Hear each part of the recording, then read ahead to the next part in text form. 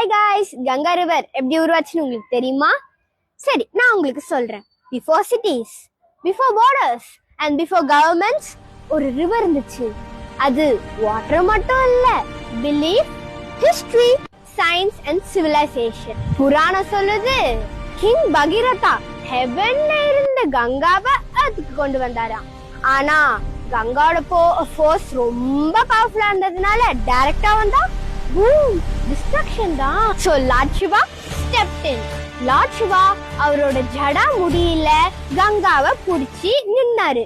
அதுக்கப்புறம் கொஞ்சம் கொஞ்சமா ரிலீஸ் பண்ணி எர்த்தை காப்பாத்தினார்.